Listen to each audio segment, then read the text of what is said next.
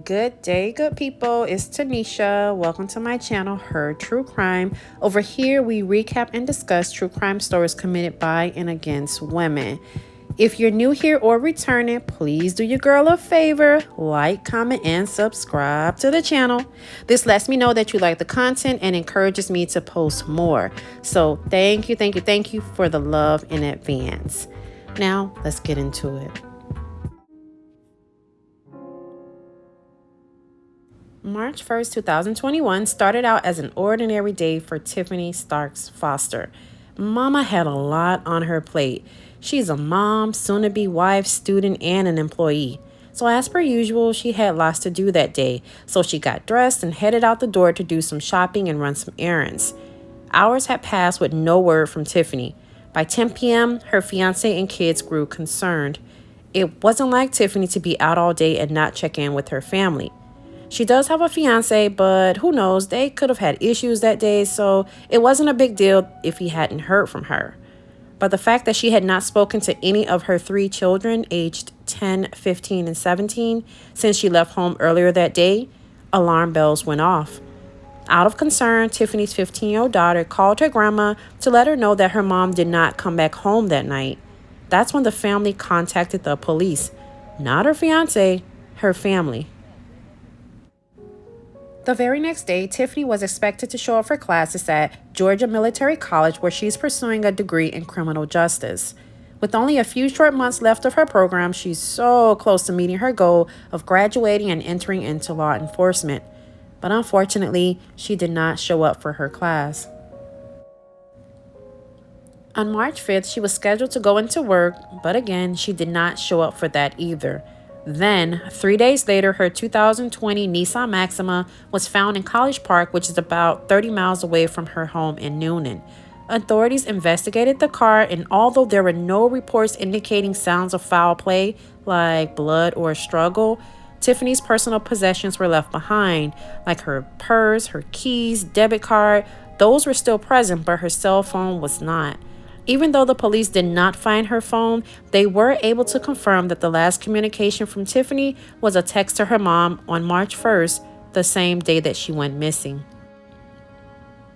The discovery of Tiffany's car did not bring authorities any closer to finding her.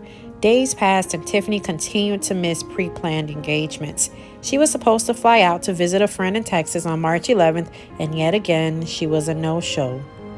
On March 23rd, a news conference was held where Tiffany's fiance, Reginald Robertson, and her best friend and younger sister, Kimberly Bryan, pleaded for the community's help in locating Tiffany.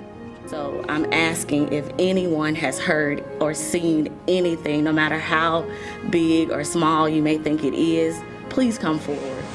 I'm her fiance, and if anybody do know anything, could you please, contact this office and let them know.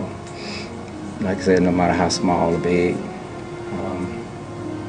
because it's just unusual. She would never not go without talking to those kids, Even me, she would not go without talking to me, Just a couple weeks later, after the news conference, Tiffany's fiance was arrested and charged with theft by taking for moving her car to College Park.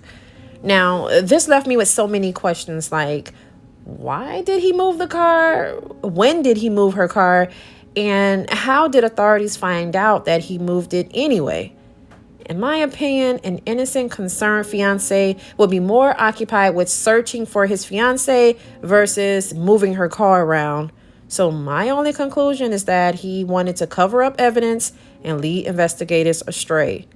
He knows more, and he knows where Tiffany is. Her sister Kimberly agrees. She said that he met her sister about 2 years ago, and they only recently were engaged. Kimberly also said that she was never fond of Reginald and the relationship he had with her sister. She even felt like the speech he gave at the news conference was not genuine, and the energy he gave off just didn't feel right. To make things more suspicious, Reginald was rearrested in late April and charged with kidnapping and aggravated assault of Tiffany. This particular arrest pertains to an incident that occurred prior to her being reported missing. He isn't currently being charged in connection to her disappearance. And as per latest reports, he is being held in the Coweta County Jail with no bond.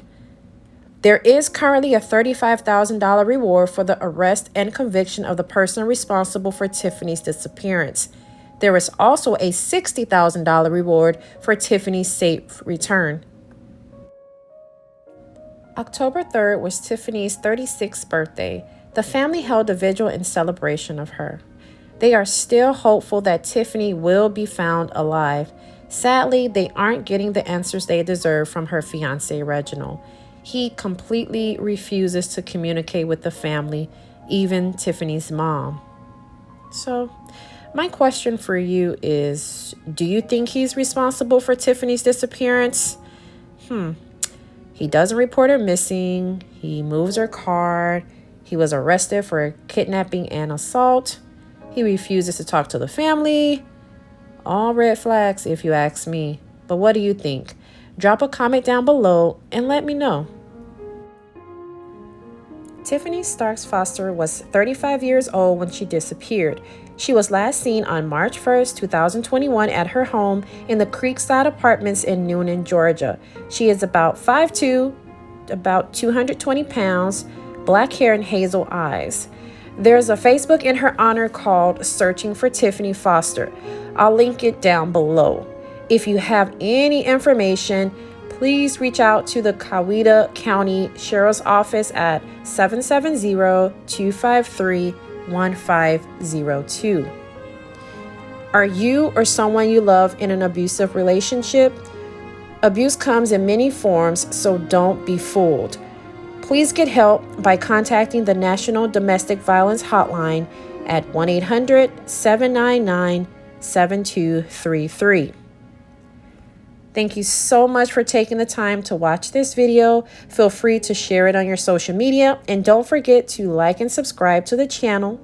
Until next time, be aware and stay safe out there.